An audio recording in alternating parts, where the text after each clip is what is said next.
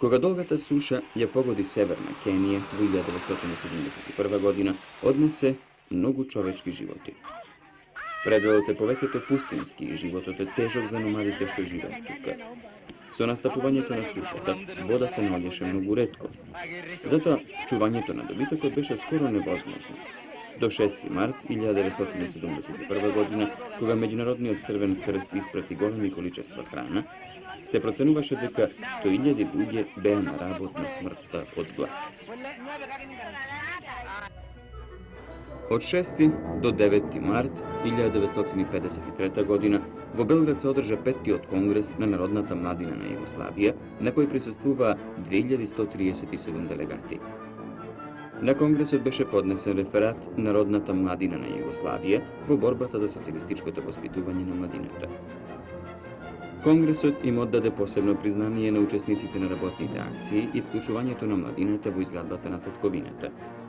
По 4-дневна плодна работа, Конгресот усвоил повеќе резолуции, меѓу кои за меѓународната соработка на Народната младина на Југославија, резолуција за наредните задачи на младината и за работата на село и други.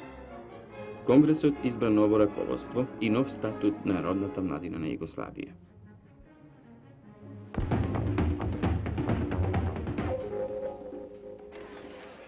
На 7 март 1945 година маршалот на Југославија Јосип Броз Тито ја формира привремената влада на Демократска федеративна Југославија.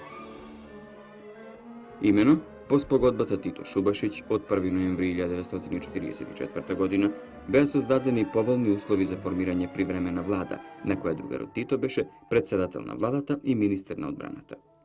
Формирањето на оваа влада ги овозможи сите предуслови за поврзување на државната организација во единствен систем на власта. Наскоро, по формирањето, привремената влада на маршал Тито доби и меѓународно признание од сојузничките сили на Велика Британија, Соединетите Американски држави и Советскиот сојуз, што представуваше огромна придобивка на народно-ослободителната борба и револуцијата на народите на Југославија. На 7 март 1975 година, во Женева, каде што беше на лекување, умре Велјко Влаховиќ, политички работник, публицист и марксистички теоретичар. По завршувањето на средното образование студира и завршува технички факултет. Но место техничките науки, Велјко Влаховиќ се определува за друг позив. Тој што од млади години се вклучува во револуционерното југословенско младинско студентско движење. Член на СКОј станува уште во 1933 година, а 2 години подоцна, во 1935, Велјко е член на Комунистичката партија на Југославија. И како таков, Велјко Влаховиќ заминува во интернационалните бригади во Шпанија, да се бори на страната на републиканците. Таму е тешко ранет. Од 1939 година е представник на СКОј во Комунистичката младинска интернационала во Москва и представник на Комунистичката партија на Југославија во Коминтерната. Од 1941 до 1944 година во Москва раководи со радиостаницата Слободна Југославија, преку чии бранови ја известува светската јавност за вистината во Југославија, дека тешката борба во неа ја водат Титовите партизани против окупаторите и нивните соработници четниците, усташите, домобраните и уште многу предавници. По ослободувањето на татковината, Велјко Влаховиќ е избиран и работи во највисоките органи на Комунистичката партија, односно во Сојузот на комунистите на Југославија, во Социјалистичкиот сојуз, во највисоките органи на државната власт и во други организации и друштва. Објави голем број научни трудови од политички и културен карактер. За неговите заслуги во текот на војната и изградбата на нашата социјалистичка и самоуправна земја е одликуван, меѓу другите и со ордените Орден Народен херој и Орден Јунак на социјалистичкиот труд, кој му го врачи лично другарот Тито.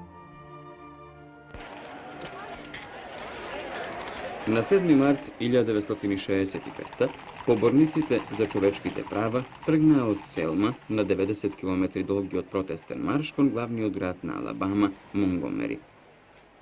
Нивната цел беше да укажат на правата на црнците да бидат запишани во списоците за гласање на изборите.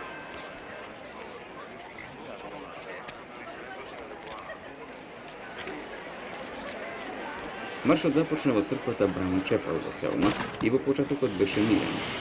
Но тогаш федералната војска и доброволците од шерифовата служба во областа Далас дојдоа во градот да им го спречат патот и на крајот ги растера учесниците на маршот со солзарец.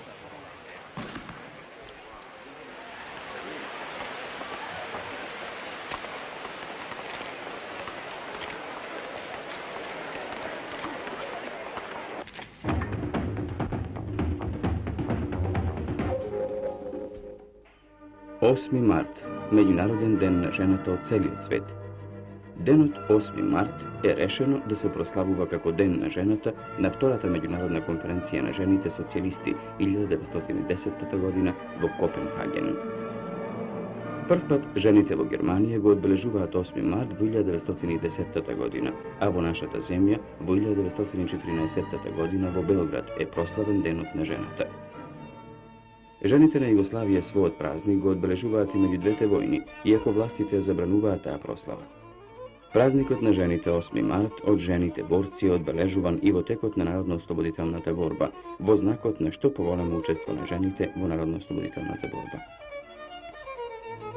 Во НОП голем број жени во Титовата земја рамо до рамо со мажите се бореа, со што на дело покажуваа дека и жената е рамноправна со мажот и во најтешките моменти жената беше и борец, и медицинска сестра, и негувателка на ранетите, и спасувач на повредените.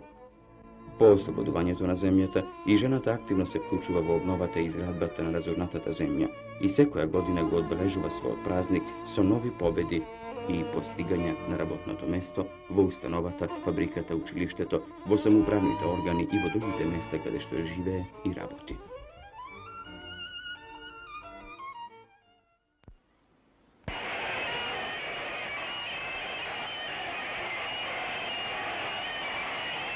На нашите снимки го гледате председателот на либиска џамахирија, полковникот Ел Гадафи. Тој дојде на власт во 1969 година со државен удар кога беше соборен кралот Идрис. Во прогласот од 8 март 1971 година на новата влада се вели дека народот ќе гради нова социјалистичка Либија според своите специфични услови и ќе се борат против економската и општествената заостанатост. Либија е член на неврзаното движење, а истовремено заедно со некои други арапски земји се ориентира кон порешителен отпор против израелската агресија и спогодбите меѓу Садат, Бегин, Картер.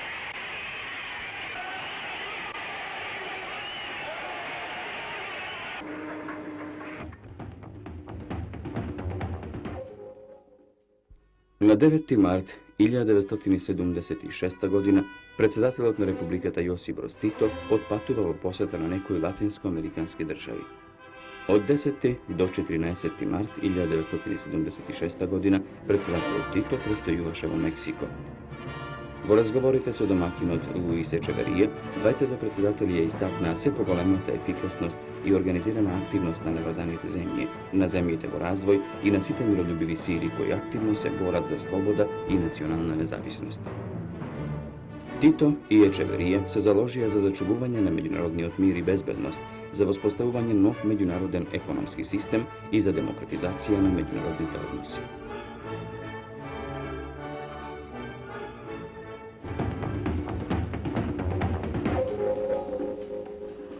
Десети март 1956. Пробниот пилот Питер Твист летнува да го собори светскиот рекорд во брзина во воздухот, што дотогаш беше 800 милји на час. Летајќи со млазниот авион на височина од 3800 стапки, Твист се дигна во небото со неверојатна брзина од 1132 милји на час и влезе во книгите на светските рекорди.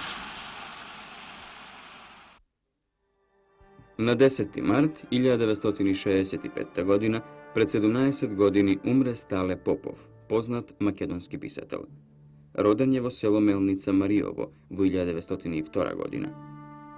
По завршувањето на средното образование, Стале Попов бил на работа на повеќе места низ нашава република, а смртта го затече како наставник во 8-годишно училиште во Скопје.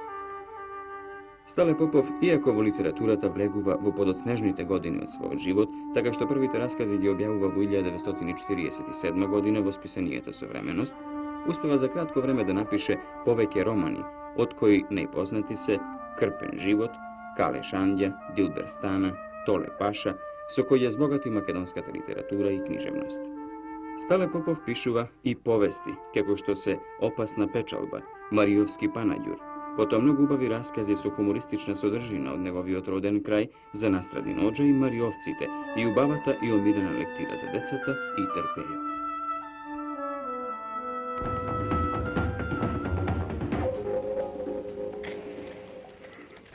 Единадесети март 1938. Германските трупи ја минаа границата на Австрија и таа мала земја беше готната од Хитлеровиот Трети рајх. Преземањето на власта во своји раце, нацистите го остварија со помошта на големото пронацистичко движење во самата Австрија. Австријскиот канцелар Шусник, соочен со граѓанска војна, побара народно гласање по прашањето за аншлус кон Германија. Хитлер бараше Шусник да даде оставка, за да ја замени владата со нацистичка влада. Кога Шусник го одби тоа, Хитлер ги испрати своите трупи. Светот не мрдна ни со прст за да го спречи.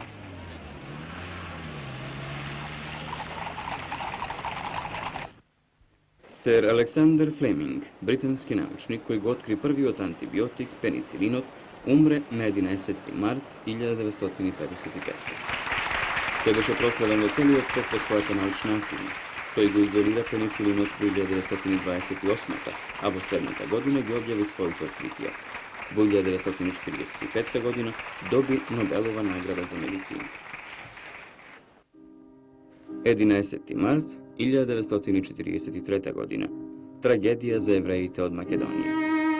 Бугарскиот фашистички окупатор по однапред подготвен план на 11 март 1943 година изврши блокада на Битола, Штип и Скопје и во раните утрински часови ги собра евреите и во подготвениот за нив логор, Тутунскиот монопол во Скопје, ги собраа привремено пред да бидат испратени во логорите на смртта на гестаповците во Треблинка во Полска.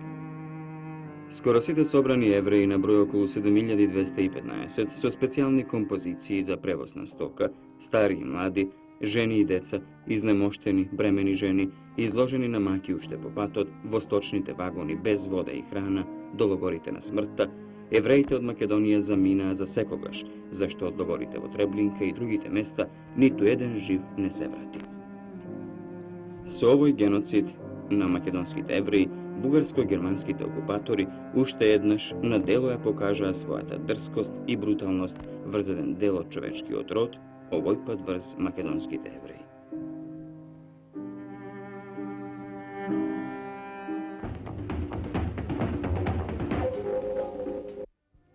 На 12 март 1935 година, далеко од својата татковина во Америка, умре Михајло Пупин, познат физичар и електротехничар. Михајло Пупин, како истакнат физичар, бил професор по теориска физика на Колумбија универзитетот во Њујорк. Од големиот број негови пронајдоци да ги споменеме: Пупиновите калеми со чија помош се пренесуваат телефонските разговори на многу големи далечини. Пупин ги открил секундарните радиации на рентгенските зраци, електромагнетските детектори и многу други пронајдоци. За неговата несебична работа во областа на физиката и големиот број научни откритија, во 1920 година е одликуван со Едисоновиот медал.